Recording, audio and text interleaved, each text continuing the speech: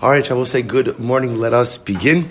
So today's daf is daf Chaf Beis. We are picking up on Chaf Aleph on base 21b, and we are picking up in Mirza Hashem about 24 lines up from the bottom. The easiest way just to illustrate it is just right across from Tosos Mai.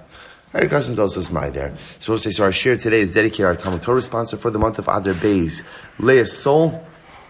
We dedicated all the shiurim and drushos this month in honor of all of those who helped with the beautiful groundbreaking. We thank Leah for her incredible generosity. So with that, let us begin. So remember, we left off actually on a bit of a cliffhanger case, specifically the situation of Eishes Achi Ha'im Min Ha'im. What is the erva status of a one's mother's maternal brother's wife? What's the status of an erva in that situation? So the Gemara says, "My Tashma d'chi Asrav Yehuda bar Shila Amar Marava." They said in Eretz Yisrael, "Kol shebenekeva erva bezachar gazru al ishto mishum shnia." So we'll say it's actually a very interesting model. In Eretz Yisrael, they said the following thing: any situation where the nekeva, a woman, is an erva, ultimately, again, in a corresponding case of a man, they were gozer on his wife. So because of shnia. So in other words, anytime you have a woman who's an erva, the corresponding man's wife ultimately will be a shnia le'erva as well. Amarav klalahu. Is that true? That is a general rule. Chamoso erva. Well, let's look at this case. One's mother-in-law ultimately is an erva. Eishes chamav muteres. Yet, interestingly enough, the wife of one's father-in-law, who's obviously, again, not the mother of my wife, such a relationship is technically permitted. Similarly, bas chamoso erva, the daughter ultimately, again, of my father-in-law is an erva. Eishes ben chamoso muteres. Yet halacha l'maisa, the wife of the son of my father-in-law is mutter. So it would appear that the klal, the principle, does not hold true. Bas chamav erva, ultimately again the daughter of one's mother-in-law is an erva. Eishes ben chamav muteres. Yet ultimately again the wife of the son of my father-in-law is mutter. Chogeres erva. Eishes chogarto muteres. So ultimately again, chogeres also means again that the daughter of my wife is an erva. Eishes chogra muteres. Yet the wife of my wife's son is muter. Bas chograso. Ultimately again the daughter of my wife erva. Eishes ben chogra muteres. Ultimately again the wife of the son of my wife is muter. So the point over here the Gemara is saying is, it would appear that the rule doesn't always hold to be true. What does Rabbi Yehuda bar Shila makes this rule? What does it come to include? Doesn't it come to include the wife, ultimately again, of one's the wife of the mother's maternal brother? Ultimately, again, because restating the rule that we had before, though the rule that we just challenged, anytime you have a situation of a woman who is an erva, the corresponding relationship by a man, ultimately his wife will be a shnia, will be a rabbinic erva. Maishnahani or Maishnahani. So I'll say, why is it that in one case the rule seems to be true, in the other case, in the other construct, or the grouping, seems not to be true? To which the Gemara says, Ha b'chad kiddushin mikrav la, ha ad di'ika trei kiddushin lo mikrav lu. We will say, because ultimately, again, in one set of relationships, the relationship is created through one kiddush. In other words, there's only one marriage away from affecting the relationship. In other words, it's a close relationship, versus the other group where halacha l'maisa, it's two marriages away. So the idea being over here, where it's two marriages away, the erva relationship is a bit more distant, and therefore halacha l'maisa, it's not a shnia, versus the case which is a close relationship will be a shnia. Good. Shalach le'ra misharshia mitusnaya rapapi. Yilamdina Rabbeinu. Rabbi teach us. Eishes achi avi ha'av. So we'll say, okay, so here we go. Eishes achi avi ha'av. So this is, again, literally my paternal grandfather's brother's wife. Okay, my paternal grandfather's brother's wife. or va'achos avi ha'av, or for that matter, the sister of my paternal grandfather, mahu. Ultimately, what's the status of these women? Is this an erva? Is this an erva? We'll say, obviously, again, we're only talking about in the situation of a shnia, right? We're only talking about in the situation of rabbinic arayos. None of these cases are going to be da'araisas. But nevertheless, halacha l'maisa, that's the shaila. Mahu.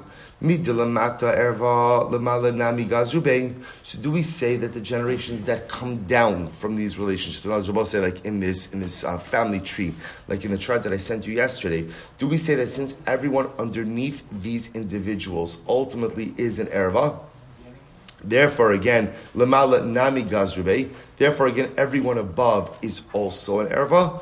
O Dilma ha ispalig darta, or maybe not look at Rashi, ispalig darta nisrachka korva. Maybe we'll say no, at a certain point in time, what we do have to say, what the Gemara suggests, maybe we do say is, people are just so far away in terms of the relationship that lamaisa, there can't be a din of korva. There can't be a din of shnia. In other words, at a certain point in time, if a person is so far removed, halacha lamaisa, it can't be a shnia. So that's the shaila. So Tashma, here we go. Mahin shnios. Supposed to remember again, we saw before in the Brisa. The Brisa said, what is the case of shnios? V'lo kachashiv lehu b'hadayu. And these cases are not included in the case of shnios. To which the people say that would seem to indicate that they're not shnios. To which the Gemara says, Tana v'shir. In reality, the Tana went ahead and left certain things off. So halacha l'maisa again, the list of shnios is not an all-encompassing list. Some items were left off. To which the Gemara says, my shir dahai shir. So what else was left off? Shir shnios debei Rabbi Chia. We'll say ultimately again, it left off the shnios of Rabbi Chia, which we're going to discuss in just a moment. Rabbi Chia has his own list of shnios, and our brisa does not include that list. So the Gemara says as follows: Ameimar achsher be'eshes achi avi aviv uba'achos avi aviv. So ultimately, again, Ameimar said that halacha l'maisa, the wife of my paternal grandfather's brother. Right, so the wife of my paternal grandfather's brother, and ultimately again the sister of my grandfather. Ultimately, Ameimar said halacha l'maisa is not a shnia. Is not a shnia. Amar Filol Rav Ashi l'didi chazili shnios mar breid Ravna uksivan shisra the isura. I saw myself ultimately the list of shnios according to mar breid Ravna, and there were 16 cases of shnios. My love, Tamnio Demasnisa, is this 16 not made up of the following? 6 of the Braisa, V'shis debei Rabbi Chia, another 6 of Rabbi Chia, V'hanach Tarti, and these 2 last cases as well, to which the Gemara says, if you put that all together, Hashisar, Ulatamech, according to this logic, Shivsar Havyan, in reality it should be 17. Why? Because there's another case, Daha'ika, Eishes achi ha'em min ha'em. I will say, what about the following case? What about the wife of one's mother's maternal brother? The wife of one's let me say it differently. One's mother's maternal brother's wife. It's the easier way. Sometimes it's hard to figure out the right formulation. The wife of one's mother's maternal brother. The Pashtino Isura, that's a case of it. So we decided that's a case of Shnia. So shouldn't it be 17? To which the Gemara says, Hello Kasha. That last case is not a Kasha. Why? Look at Rashi.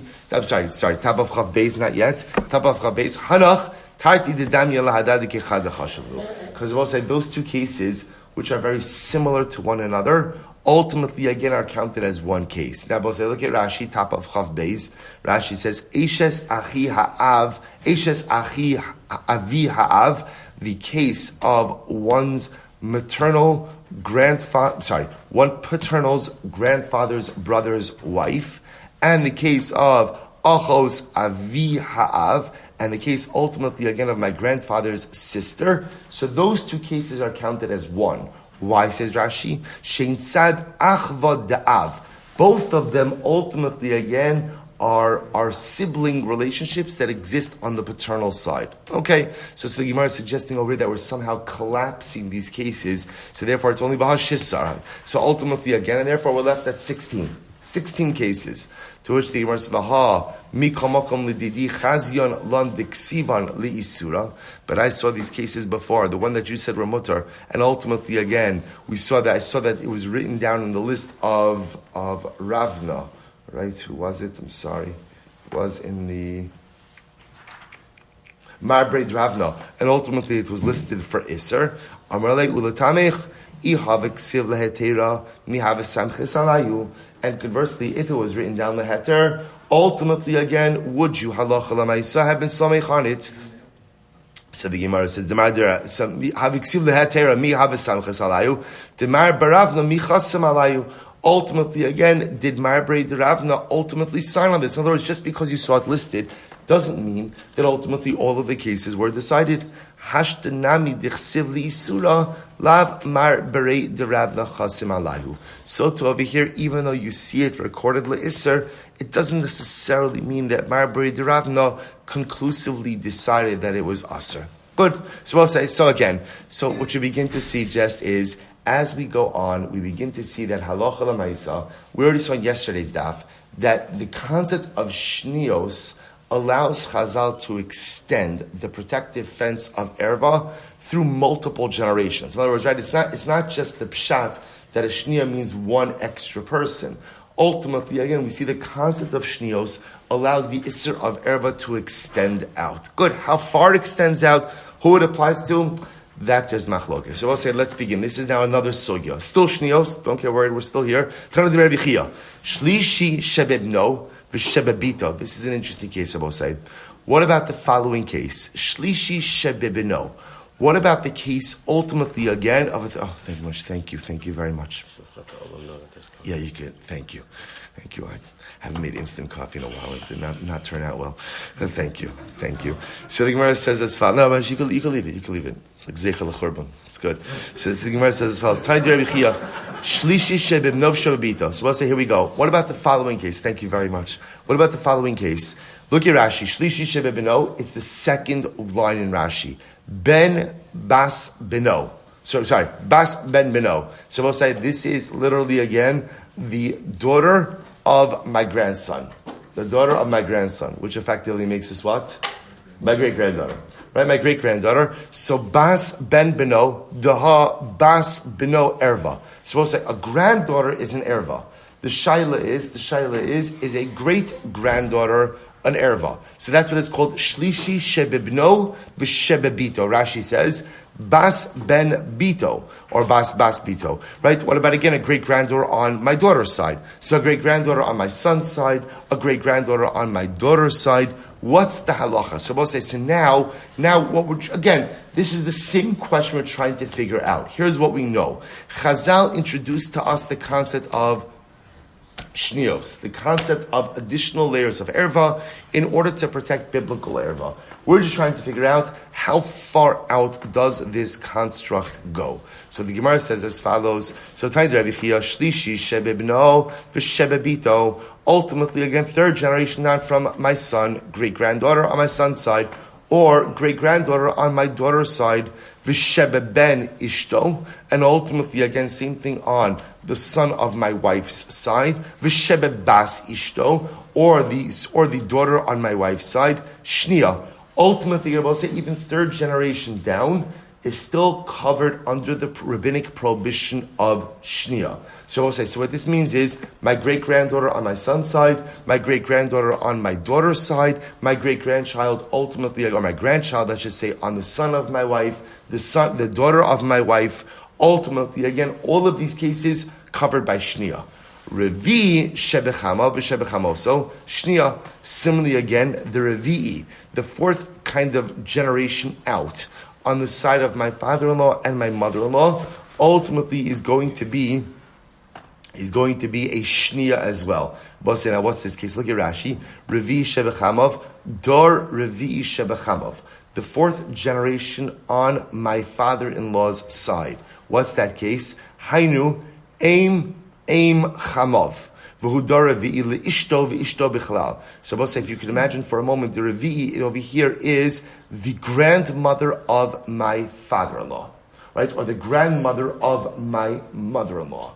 these are going to be cases, the Gemara calls this a fourth generation, because what it's looking at is as my wife as the first generation, my mother-in-law as the second generation, right? Her mother as the third generation, her grandmother as the fourth generation. So again, the Gemara says, this is still called a shnia, which is pretty incredible. So in other words, you begin to see, by the way, I don't know if in halacha, if anywhere else in halacha, you have such an enormous buffer, right? Because in general, again, Chazal go ahead and legislate their laws all of the time to create a protective fence around Torah.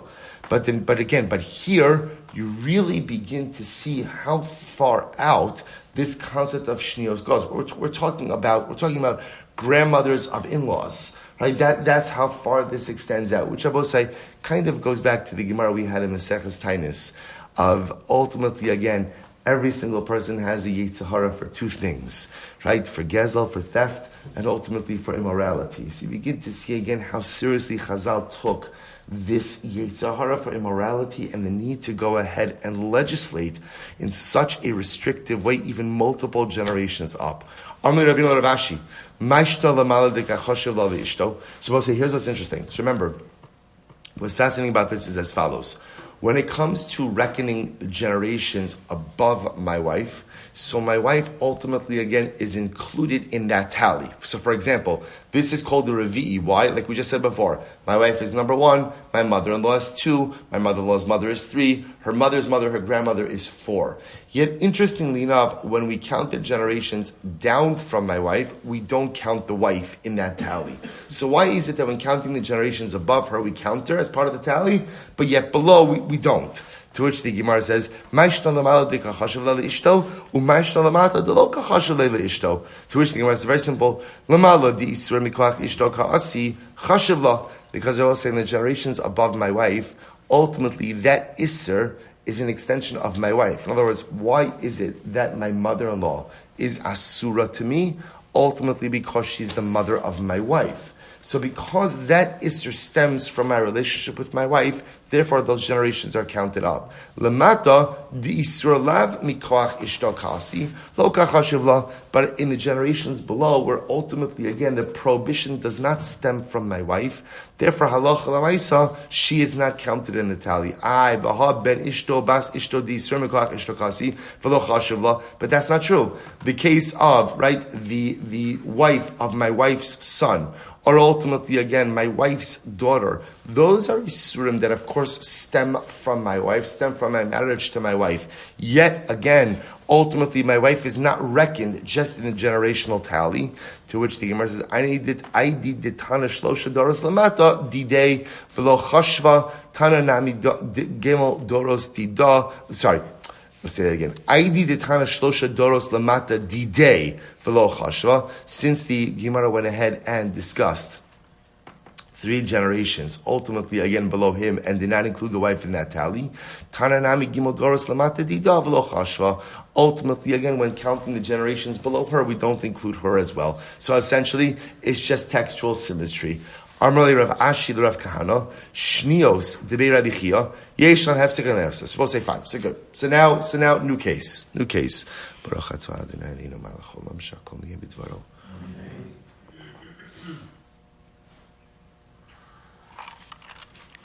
Okay, so it says the Gemara. Amrali Rav Ashi Rav Kahana Shnios Rabbi Chia. When it comes to the shnios of Rabbi Chia, right? Supposed to remember again, we alluded to on the bottom of Chaf Aleph from a base, that Allah Chalamaysa Rabbi Chia has his own model of shnios. So in that model of shnios, which again, it only has some additional cases than the shnios that we had in the Mishnah. Or in the Bryce, I should say. Shnios Rabbi Chia, yesh lan hefsek, oin lan hefsek. So we'll say this is a fundamental shaila, which is as follows. Halacha l'maisa. How do we look at the shnios of Rabbi Chia? Do we assume that they keep on extending out?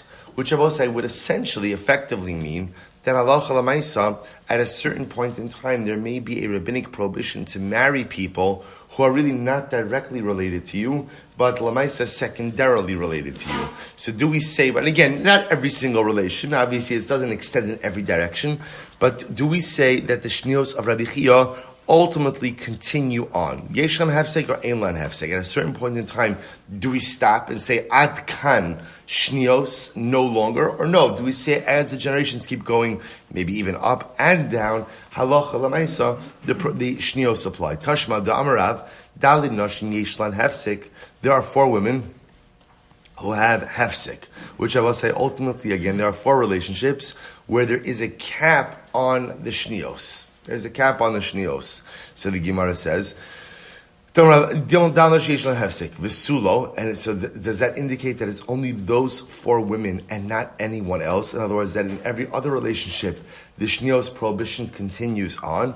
Dilma, to which the Gemara says, Dilma ki kamarav lahi masnisa. Maybe when Rav is talking about, he's talking about to that particular brisa. In other words, not as a general cloud to every single person, but to mention the brisa, Tashma, Shlishi, Urevi'i. So we'll say we learned before in the brisa that it said a Shlishi and Revi'i, 3rd generation, 4th generation. So what do you see from there? Shlishi Urevi'i in Tfeilo. So we'll say that seems to indicate to us that what? That even shnios have a certain point in time where they stop. They'll go to a 3rd generation, to a 4th generation, but ultimately, again, that is it.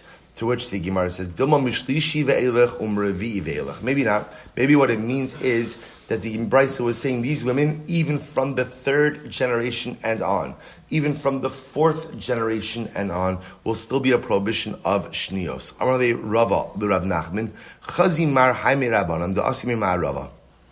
So listen to this. Rabbi says, Rav Nachman, did you see the Talmud Chacham who came from Eretz Yisrael? Va'amar ba'u b'ma'arava. And he said the following. They asked in Eretz Yisrael the following shayla. Gazru shnios begerim o lo gazru shnios begerim. So we'll say, so now we're totally switching gears here for just a moment.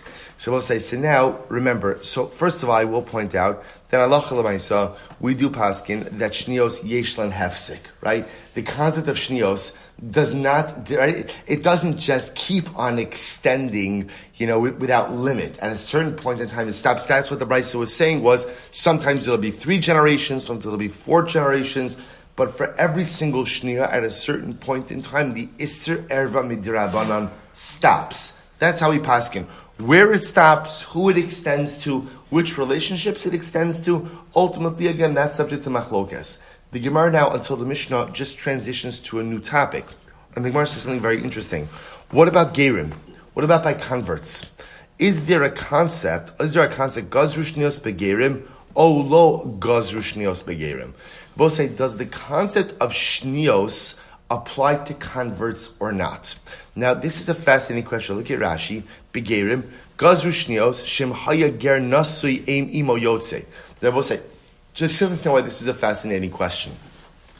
The halach is, as we're going to see, Ger Shniskayer Kikata Shnola Dami. When a person converts, ultimately, again, it's as if they're reborn like a brand new person, which means that what? On halachic level, they have no relationship to their previous Gentile family. Halachic relationship, I mean. Which means, just to give you the extreme case, right? We'll call him Ploni, or we'll just call him Ger, right? So Ger is born, obviously a non-Jew. He has a sister. He now converts. Is he allowed to marry his sister, his biological sister? The answer is technically yes. Why? Because from a halachic perspective, he has no relationship to her. Now, Chazal said you can't do that. Right? You can't do that. Why can't you do that? Because the Gemara says, think about this in just a moment. A non-Jew is also bound by a certain code of morality. Right? Shalom Mitzvahs B'nai Noach. Shem Mitzvahs B'nai Noach tells you incest is also, you can't marry your sister. So the Gemara says, people are going to say that he went from Kiddusha Kala to Kiddusha Chemorta, that he went from a stricter standard to a lesser standard, right? When he was a guy, he wasn't allowed to marry his sister. Now he's a Jew, he's suddenly allowed to marry his sister. It doesn't make any sense. That wasn't, obviously, there's a logic to why that would be permitted. But Chazal said it doesn't look right. Leaving aside the issues of marrying your sister, talking about on a halachic sense, it doesn't look right because something that was prohibited to you as a Gentile now becomes permitted to you as a Jew. It doesn't make any sense. Okay, so let that be the background. So Rashi says, here's the example. Let's say a guy converts, and this individual is married, Aim Imo is married to his biological grandmother. Like I said, don't ask why. Don't ask why, right? That's just the case. Rashi says he's married to his biological grandmother. So he'll say, so ultimately, again, your maternal grandmother ultimately is a shnia. So now, what's the shaila? He converted now. He was already married to her.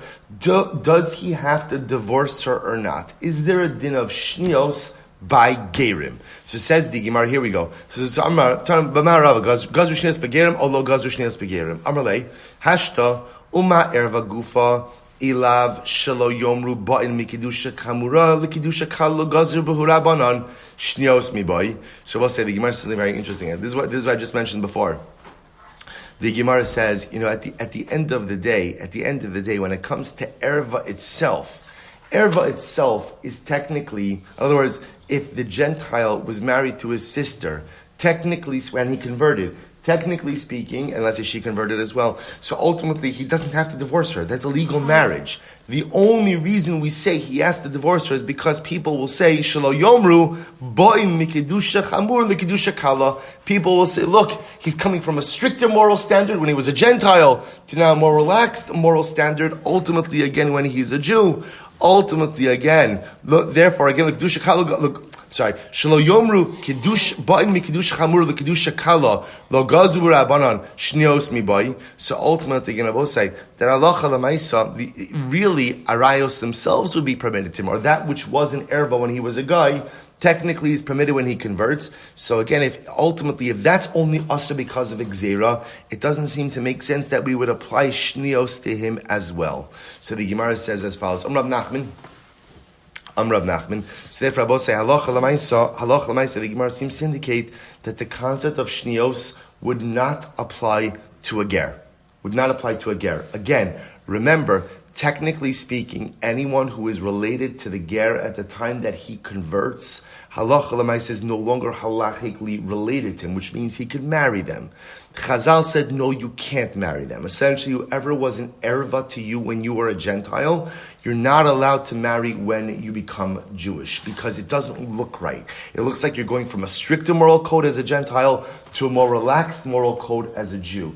But again, I both say, see over here that even what we would call technical arayos are permitted. It goes without saying, therefore, that Chazal did not legislate shnios on a ger, on a convert. Therefore, halacha l'maisa, the Gemara says, if he was married to Aim Imo, right, if he was married to ultimately his grandmother and she converts along with him, he would not be mechuyev to go ahead and divorce her. Interesting idea. So the Gemara says, Rav Nachman, gerim, hal asla didan, nema buhu milsa. Now that you brought up the topic of converts, let's talk about that a little bit.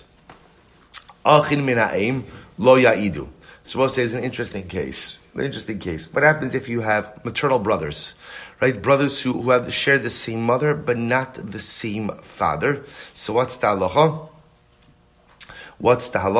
So the Gemara says, Achin min ha'aim lo ya'idu. So maternally related brothers should not testify together. Vim he'idu, and if they went ahead and testified, edusan edos. Ultimately, again, their edos is fine. Similarly, again, the Gemara says, Achin min ha'av mi'idan lechatchila. Paternally related brothers ultimately, again, have the right to go ahead and halacha l'maisa.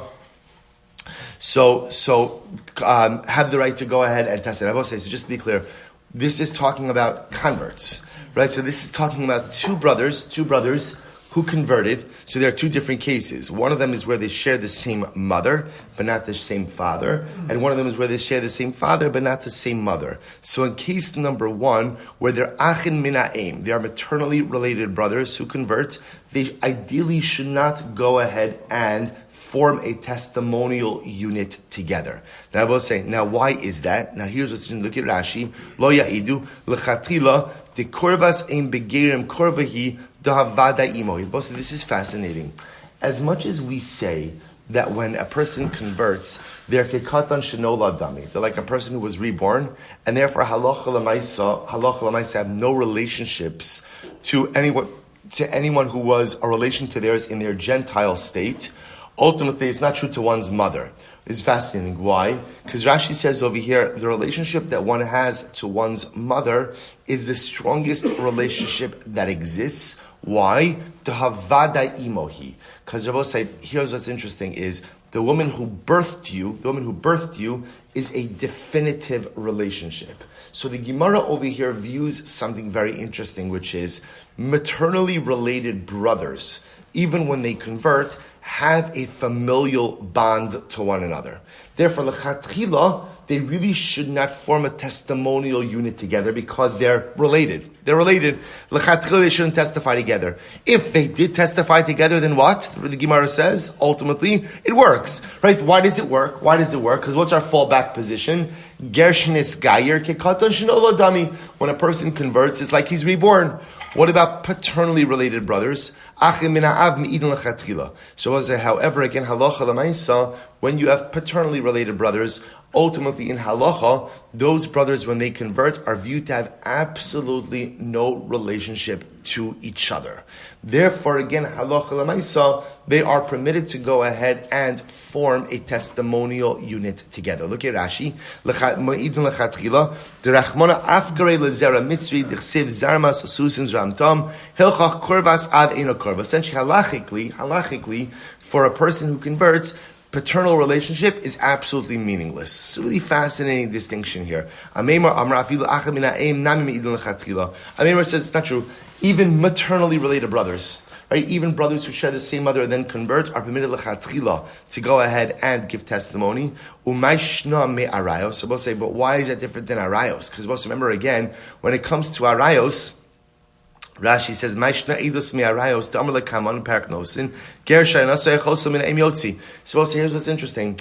Ultimately, again, by arayos, we're going to be strict with a convert who is married to anyone who is related to him maternally.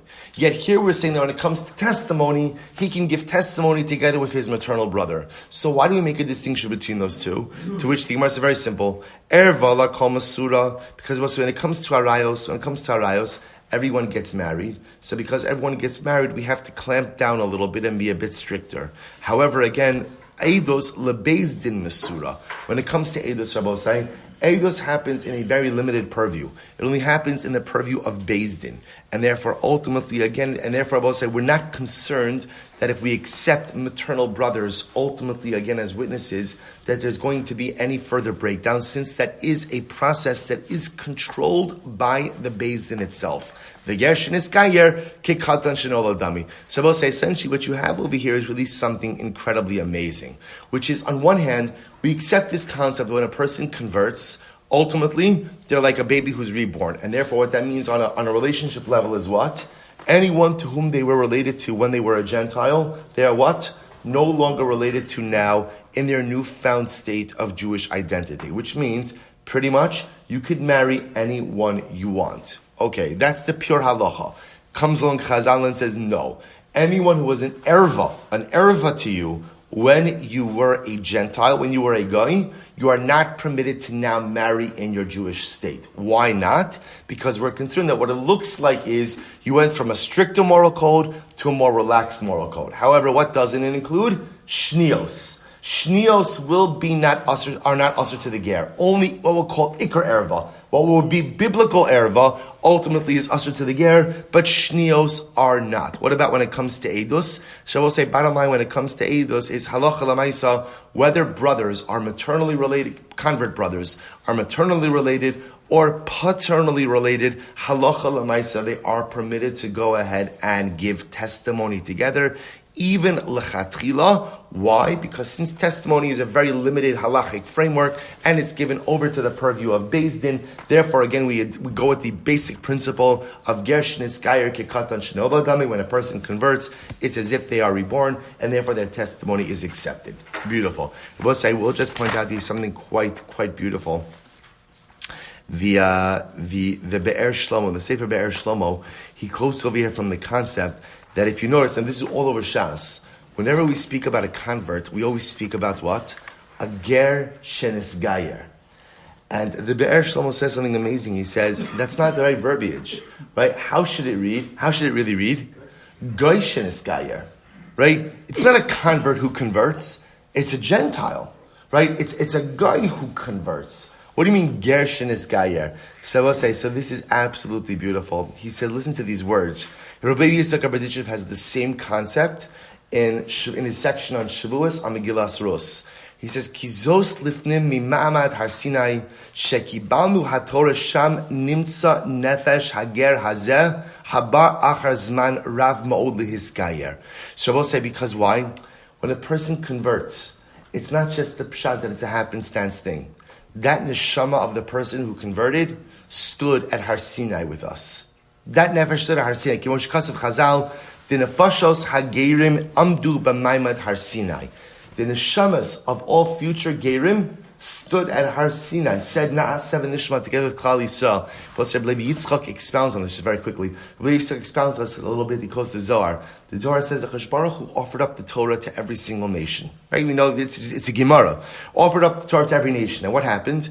Every nation said, okay, what's in it? What's in it, right? So Yishmael, so Edom, Edom says, what's in it? And the Chashon Baruch Hu says, Lo sirzach, you can't kill. Edom says, no thank you, we like to kill, so sorry, we're not going to be able to take it. It goes to Yishmael. What is Yishmael? What does it say? Lo sinat, you have to be moral. Yishmael says, we like immorality. We like immorality. Everybody passes on it. Comes to Klal Yisrael, but listen to this. So the Zohar says, but the umos, all the nations of the world, felt guilty for not accepting the Torah. So what did they do? They pledged neshamas. They said, as a nation, we're not going to accept the Torah. But we pledge a certain number of people from amongst our ranks who are going to join Klal Yisrael in future generations. Gerim are those pledged neshamas. They are those pledged souls who were pledged at Maimad Har Sinai, who were pledged at Mount Sinai Har Sinai, and joined Klal Yisrael throughout the generations. This is how Rabbi Yitzchak explains Rus. He says the story of Rus is totally illogical. Why would a Moabite princess give up everything in order to join the Jewish people? To which the Rebbe says, essentially, her neshama was predestined. Her neshama was pledged already from Har Sinai. And that's what the Be'er Shlomo was saying over here. That's what I will say, it's incredible. That's a Chazal. And Chazal allude to this. That's a Chazal never used the formulation of Goish and Iskayer. It's not a Goish, because Goish and Iskayer sounds like, again, you're a Gentile. It's always Gershon Iskayer. Then when a person converts, what they're doing is they're actualizing something in their neshama that was already there. It was already there. It was already, so to speak, pre-programmed in the spiritual DNA of that neshama that they are going to join the ranks of Klal Yisrael. Gershon Iskayer. Incredible. But let's say Mishnah. So that, by the way, that brings to an end Shnios a little bit. And let's go. So we'll say, now this is very exciting because now we're getting back a little bit to the mechanics. I know everyone loves the Shnios family trees, but we're going to go back a little bit to the mechanics now of Yibum, which is really fascinating. We'll say, whoever has a brother. Now, interesting, the Lashon is an ach mikol makom. We'll say, what's an ach mikol makom? Any kind of brother. Right? Any kind of surviving brother ultimately, again, obligates the widow in Yibum. Again, we'll discuss exactly what the Gemara is trying to highlight, what the Mishnah is trying to highlight. And ultimately, again, any kind of brother is still my brother for all things. We'll discuss chutz except Rabbi say, if my father fathered a son with a shivcha or an avedas kochavim, in that case, that boy is not my brother. Right? Because since he does not have a Jewish mother, therefore halacha l'maaseh, he's not my brother. So even though we are related paternally, he's not my brother. Right? The brother. So I just want to point out this interesting idea. Yibum only applies to paternal brothers, but the concept of halachic brotherhood only applies to someone who is who's born to a Jewish mother. Right? If he's not born to a Jewish mother, halacha l'maaseh, he's not Jewish. If he's not Jewish, he's not my brother. Once he has a Jewish mother, then we could build on other levels. So for Yibum, having the Jewish mother is not enough. We have to be related paternally as well. Anyone who has a son, and any kind of son. So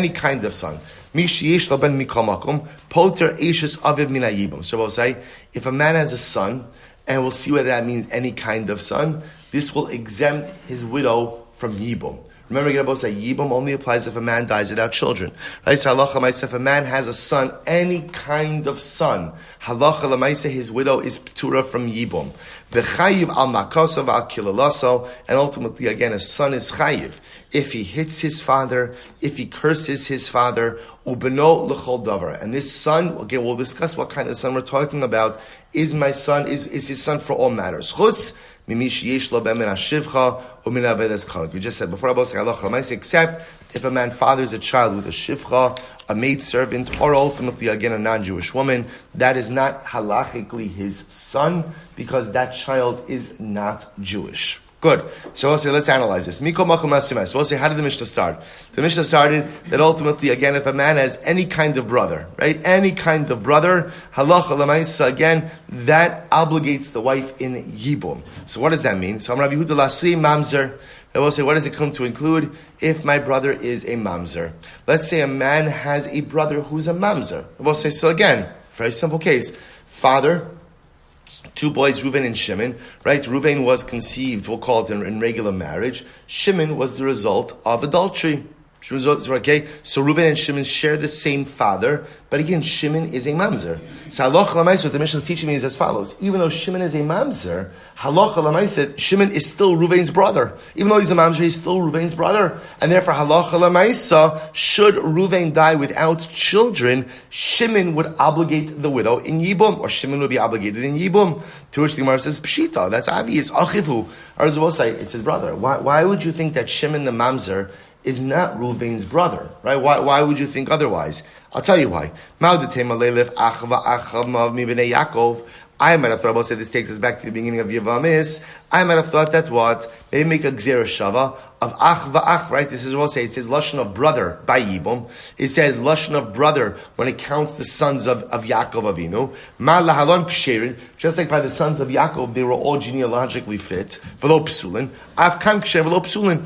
I might have thought a gzera shav of achva achva from Yibum to Bnei Yaakov, just like Bnei Yaakov, they're all genealogically fit. So too again by Yibum, they're all genealogically fit. That maybe the only type of brother who is obligated in Yibum is a brother who is genealogically fit. But if Shimon is a mamzer, as much as he is the surviving brother and the paternal brother of Reuven, perhaps there's no din of Yibum. Kamashla, no. That's what the Mishnah is coming to teach me. A brother is a brother is a brother. I will say, by the way, what an incredible yisod also in Achdus as well. Right? So I will say, even if someone's a mamzer, he's still your brother. He's still your brother, I will say, right? In other words, it's easy to feel a sense of relation to those who are just like you.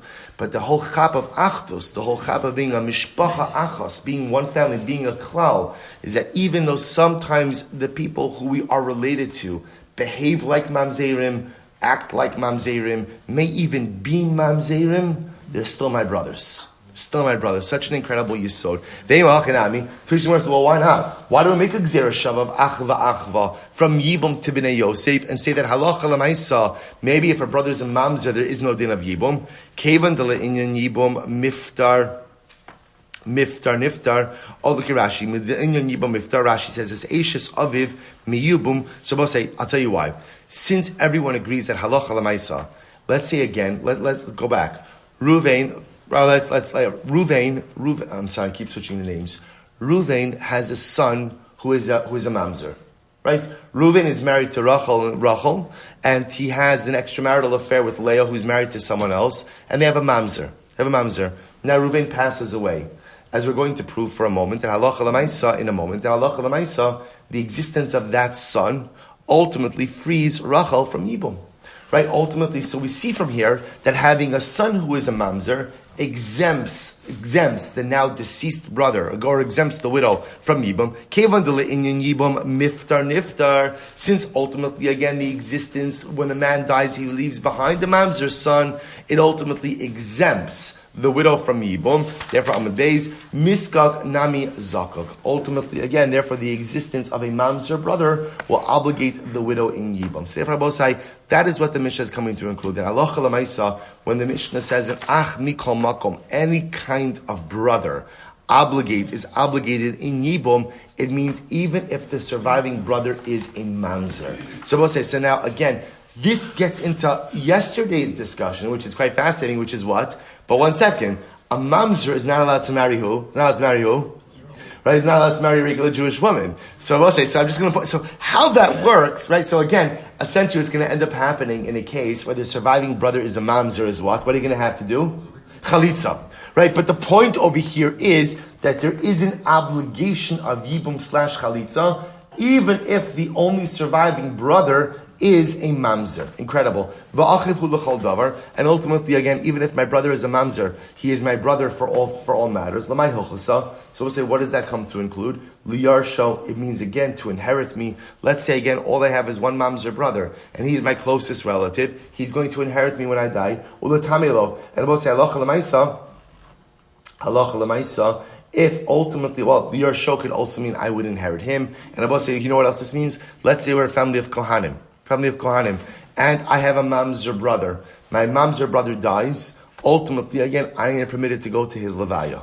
My brother is one of the relatives whom you're permitted, a Kohen is permitted to become tamei, even though he is a mamzer, right? Halacha l'maisa, I am permitted to become tamei from him. So Gemara says, Pshita, I don't understand. Isn't that obvious? Achivu. So we'll say, a brother is a brother, right? In other words, at the end of the day, the fact that he's genealogically tarnished, because ultimately he's the result of an illicit union, how does that change the mitzias that we come from the same father, and both of us have Jewish mothers, right? Because remember, again, you have to have a Jewish mother, right? So at the end, he's my brother, so why would I think that he wouldn't be my brother? In other words, why would I think that halachically he wouldn't be? So I'll tell you why. Because listen to this. When the Torah speaks about the license for a Kohen to go ahead and become tamei for close relatives, the Torah uses the lashon of l'she'iro hakarov elav. So the Gemara says she'iro zu ishto. Ultimately, again, she'er refers to one's wife. Kohen is permitted to become tamei for his wife. Uksiv lo yitama bal ba'amav laheichalo. Yet the pasuk says that ultimately, again, a husband Kohen should not become tamei and profane himself. So, which one is it? So, is a Kohen permitted to become tamei for his wife, not permitted to become tamei for his wife? It depends. There are times where a husband can become tamei, and times where a husband can't become tamei. When? So the Gemara says, "Ha-ketzad nitmetamehu leishto kshera ve'metame leishto psula." Here you go, both say. Listen to this. By a Kohen, what's the halacha? Could a Kohen go to the levaya of his wife? And what's the answer? It depends. What does it depend on? Is it a legal marriage? If it's a legal marriage, he could become tamei for his wife. If it's not a legal marriage, he may not become tamei for his wife. So you might have thought that maybe the same halacha applies over here. Maybe a Kohen can only become tamei for his brother who is genealogically fit, who's kosher. But for his brother who's a mamzer, perhaps he can't become tamei. Kamash malan, no. Kamash malan said that halacha l'maisa, we don't make that distinction.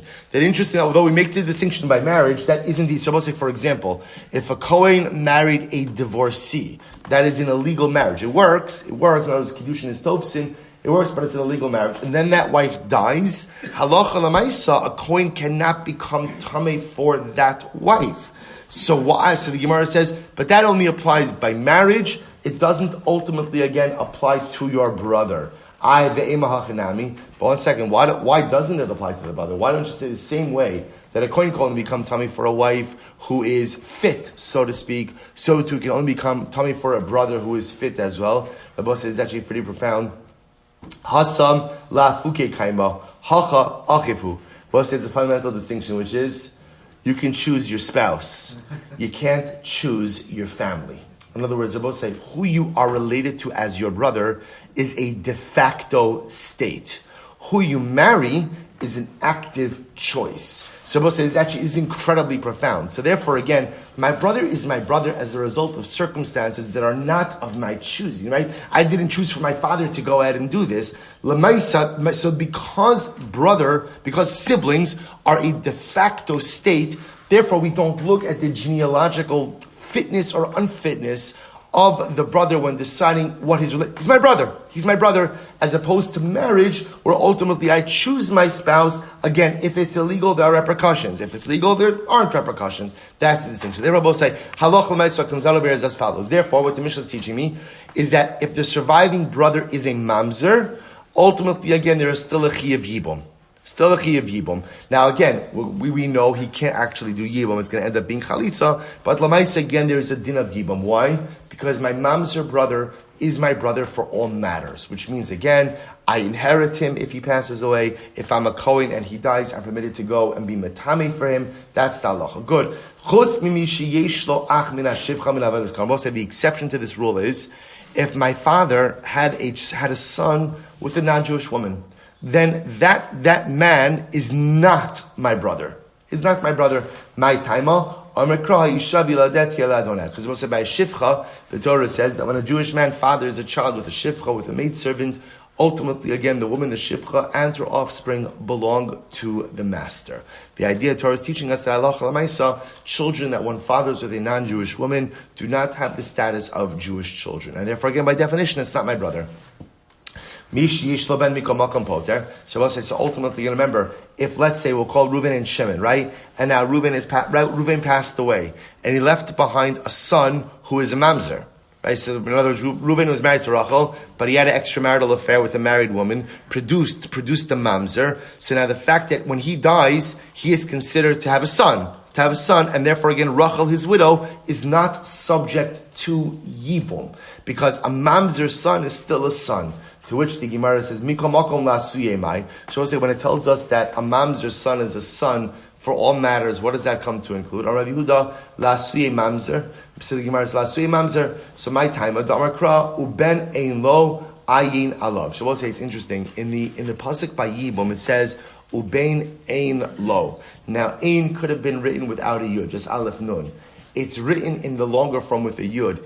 Ein aleph yud nun could also be vocalized as ayin, which would normally be written with an I, which means investigate, meaning that if there is any form of son that this man has left behind, there is no din of yibum, which means even if it's a compromised son.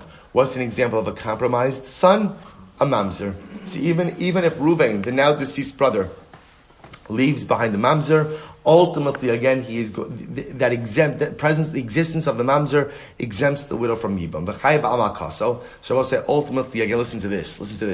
So if a mamzer strikes his father, right? A mamzer's son hits his father, he's chayiv for hitting his father, right? I'll say one is chayiv misa for hitting their father, for cursing their father. See, even a mamzer's son is chayiv. Listen to this one; it's incredible. I don't stand. Amai karikan v'nasi ba'amcha losar ba'osa ma'isa amcha.